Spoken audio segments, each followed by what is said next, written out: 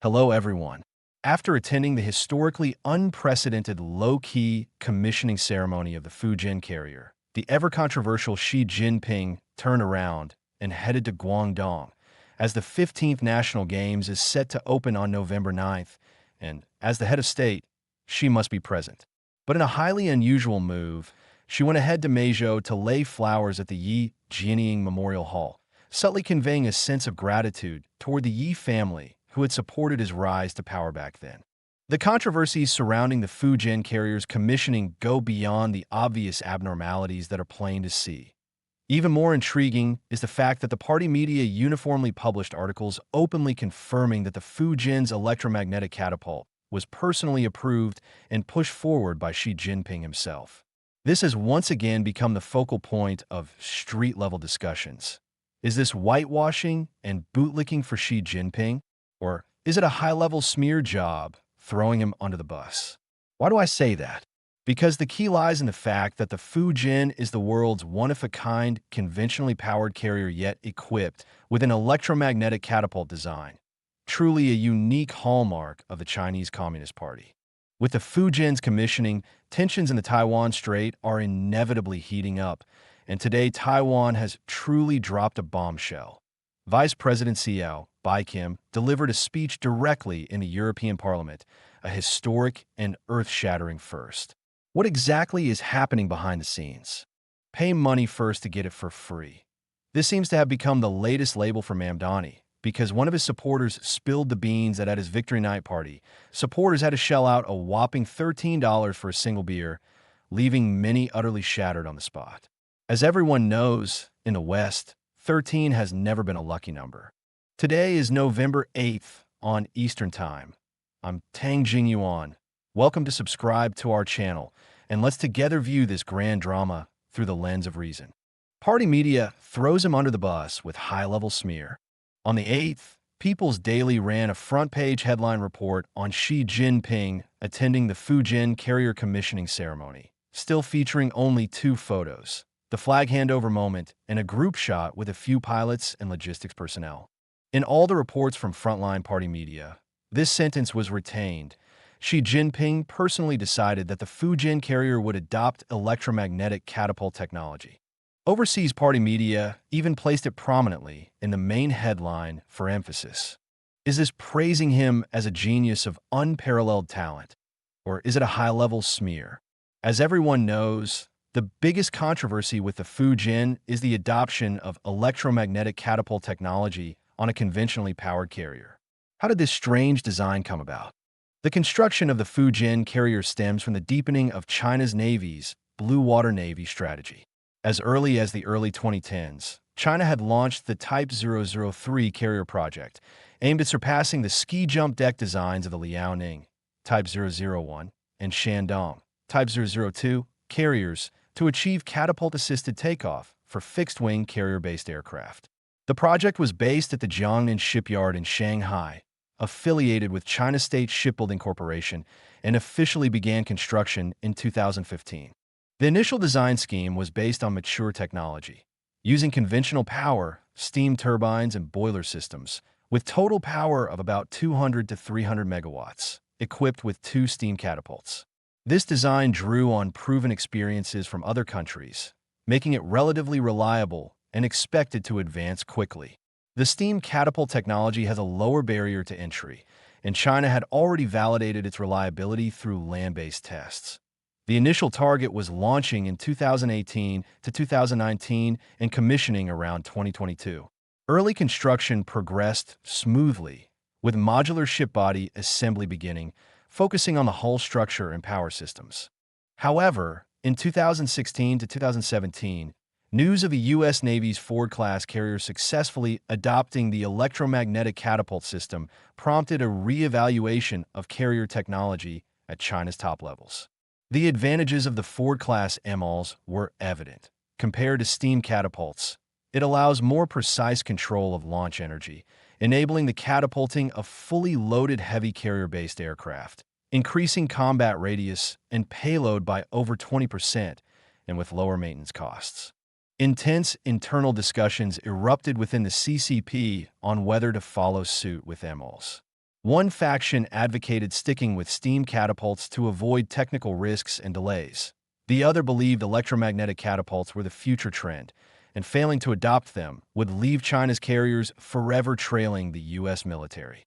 At this point, Xi Jinping personally intervened, declaring that naval modernization must overtake on a curve and could not settle for mere following. This personal decision was made around 2017, at a time when China had mastered some electromagnetic technologies, but they were not yet mature enough for carrier-level application. Yet the allure of electromagnetic catapults was too great. It could boost carrier aircraft sortie rates up to 160 to 200 per day, supporting advanced models like the J-35 stealth fighter and KJ-600 early warning aircraft, forming a stronger airstrike capability. Behind this decision was evidently Xi Jinping's intent to whip up haste for a Taiwan Strait War, thus reviving the Cultural Revolution tradition of if conditions exist, push ahead.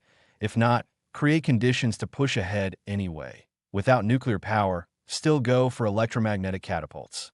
Once the decision was handed down, the Fujin project was forced into a mid-course redesign. This was a painful process, as parts of the original modules had already been built. Steam catapults rely on high-pressure steam pipelines, while MLs requires a high-pulse power system, 120 megajoules of energy per launch, peak power of 100 megawatts, necessitating a complete overhaul of the ship's electrical system, energy storage devices, and deck layout. The original steam catapult tracks had to be dismantled and replaced with electromagnetic coil tracks. The power system needed added flywheel energy storage and high-voltage cabling to handle the power fluctuations of conventional, non-nuclear propulsion. The CCP claims it opted for a more complex hybrid electromagnetic mechanical design. The technical jargon isn't important to understand. What matters is that the entire Fujin project thus entered a mode of designing while researching while building. To put it nicely, it's bold exploration. To put it bluntly, it's crossing the river by feeling for stones. Wherever you grope, that's where you land. Experts say this mid-course change is harder than a full redesign, as it must accommodate existing structures to avoid wasting the billions of yuan already invested. The whole process took about 2 to 3 years, far exceeding expectations. The most direct consequence of this change was the construction delay. The original 2018 launch was pushed back to June 17, 2022, fully 4 years late. The delays stemmed from multiple factors. First, electromagnetic technology R&D lagged. Though China started land-based MLs tests in the 2010s at Wuhan Naval University of Engineering, conventional power couldn't provide the continuous high energy like a nuclear reactor, making fuel consumption and thermal management bottlenecks that led to multiple test failures. Second, supply chain disruptions. The redesign required importing or developing high-precision electromagnetic components, delayed by the U.S.-China trade war affecting key material procurement. Third, complex engineering coordination. Jiangnan Shipyard had to pause some module assembly, revalidate structural integrity, adding costs of hundreds of billions of yuan. From 2018 to 2020, the project hit a low point, with satellite imagery showing reduced activity in the dry dock. It wasn't until after 2020, with technological breakthroughs and successful land-based catapulting of the J-15T, that construction accelerated again, leading to the first sea trials in May 2024 to test ML's reliability. On September 22, 2025, official reports confirmed successful electromagnetic catapult launches and landings of the J-15T, J-35, and KJ-600, marking initial compliance. Note the timing. Just over a month ago, these 3 carrier aircraft were finally catapulted, meaning the Fujin has only just gained operational capability, not combat capability. These are 2 different concepts. Operational capability means you've learned to walk, maybe even jog a bit, but competing face-to-face in the Olympics for medals is still a very, very long way off.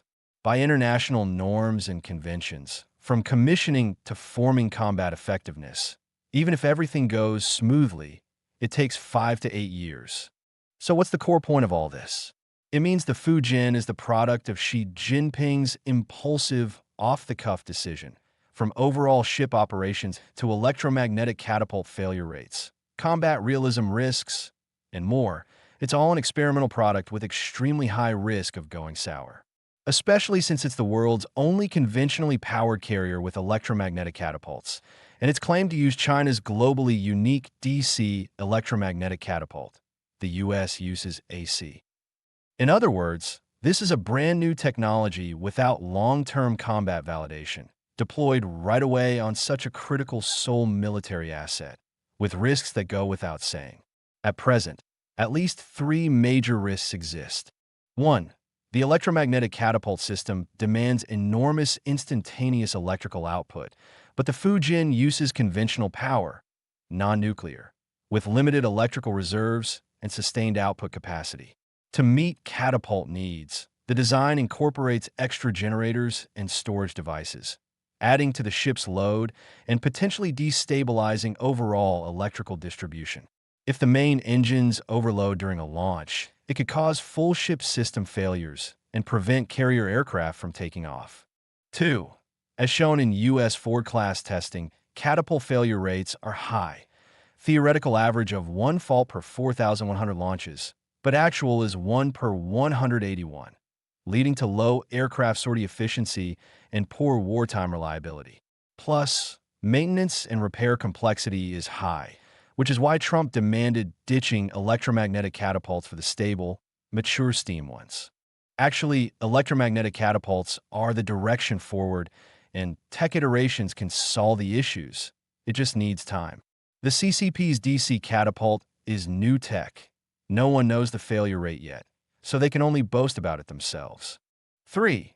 Due to the longer electromagnetic catapult tracks, some of the Fujin's catapults, like numbers 2 and 3, physically encroach into the carrier aircraft landing zone. This means in actual operations, during aircraft recovery, some catapults can't function, preventing simultaneous launches and landings, which will drastically impact sortie scale and efficiency. Carl Schuster, a colonel who served on 2 U.S. carriers, objectively assessed that the Fujin's overall combat power is only 60% that of a U.S. Nimitz-class conventional carrier. A big issue. If the Fujin ever has a major problem down the line, whoever made the call bears the responsibility. With party media now unanimously emphasizing it was Xi Jinping's personal decision, they're preemptively throwing him under the bus. Even if she is no longer in power later, the blame stays on him, not his successors.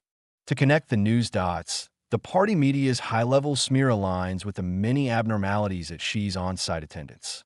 We saw even Xi's clothing was off for the Liaoning and Shandong commissionings, both who and Xi wore army green Zhongshan suits. That's the standard for the party boss at major military ceremonies, with the Zhongshan suit representing the party and army green the gun, a declaration of party command over the gun. Accompanying generals wore coat uniforms, party and government officials in suits and ties. This time, she wore an army green long-sleeved shirt, the generals also in long-sleeved shirts, Kai Chi and other officials in white shirts and black pants. An everyday getup, in stark contrast to the solemn formality of the previous 2. This is the second time she hasn't worn the army green Zhongshan suit. Everyone can savor that detail themselves. Taiwan Streitwa. Germany's Bild newspaper, citing intelligence agency sources, reports that if the U.S. experiences unrest after the November 3, 2026 midterm elections, China's leadership plans to launch an attack on Taiwan. According to intelligence, the CCP anticipates potential tensions within the U.S., and the Trump administration might even deploy troops, for instance, if Democrats or Republicans challenge the election results. In such a scenario, analysts believe the CCP leadership would exploit America's weakness and distracted attention to launch a coordinated air and sea assault, aiming to end Taiwan's 76 years of independence. The assessment obtained by Bild shows that Western security circles view this as realistic, but only in the event of U.S. unrest. The report quotes security expert Stumbum, saying the CCP is actively converting large numbers of civilian ferries for military use, planning to build over 70 large ferries by the end of 2026. Hsiao European Parliament speech. Today, Taiwan's Vice President Hsiao, accompanied by Foreign Minister Lin Qialong, suddenly appeared at the Interparliamentary Alliance on China (IPAC) summit in the European Parliament and delivered a speech titled Taiwan, a trusted partner in a turbulent world. Pre-event secrecy was airtight. The organizers temporarily notified reporters that the next session will feature Taiwan's vice president and foreign minister, with a vice president addressing the summit. This is yet another historic first. IPAC's official account immediately posted after Hsiao's speech, calling it a breakthrough address. It's also the first time a sitting Taiwanese vice president has appeared in the European Parliament. Unsurprisingly, the CCP's EU mission fired back on its website in a Q&A format, blasting that despite China's strong opposition and stern representations, the European Parliament allowed Hsiao, and other prominent Taiwan independence figures to enter the parliament building to attend the annual meeting and engage in Taiwan independence separatist activities, severely undermining China-EU political mutual trust. China expresses strong indignation and firm opposition. It has lodged a stern representation with the EU side. This marks a new peak in Taiwan's parliamentary diplomacy approach. Blocked by the CCP's One China principle from developing official ties with countries, Taiwan leverages democratic systems to build parliamentary relations. Parliaments represent public will as legislative bodies, not government institutions, so they don't count as official relations. But sometimes they achieve unofficial but better than official diplomatic effects. IPAC was founded in June 2020, comprising nearly 290 cross-party parliamentarians from 44 countries, regions, and the EU Parliament, aimed at focusing on and reforming members' China policies. U.S. Secretary of State Rubio was once IPAC co-chair. The Taiwan Foundation for Democracy is one of IPAC's 7 partners. Taiwan joined last July under the name Republic of China, Taiwan, after hosting the IPAC Taipei annual meeting. So Hsiao-Kim's move isn't strictly crossing the CCP's red line, but it's a historic breakthrough, inching very close to it. Question: will the Taiwan Strait see war? Interpretation: the answer is no. 1. Bill's war scenario rests on 2 points: CCP preparations and U.S. chaos. The former is routine and will only accelerate, regardless of who's in power. The latter has very low probability, and both U.S. parties are highly aligned on the CCP Taiwan Strait issue. Domestic divisions won't drag down Taiwan responses. 2. Xi Jinping is the main war hawk on the Taiwan Strait, but his military authority has been hollowed out, the Xi faction purged, the 3 services command seized. His war-making strength is severely damaged, leaving him with intent, but no power. 3. The essence of the U.S.-China trade deal is the CCP demanding linkage with the U.S., not decoupling. This clearly isn't a war calculus. Trump is tough on the CCP, and Sanai Takaichi just stated that if the Taiwan Strait erupts, Japan will deploy its self-defense forces, signaling clear military involvement. With this shift in balance, it's absolutely not a good time for war. 4. The CCP will continue intensifying preparations, keeping the final option open, but will substantively ease military coercion against Taiwan.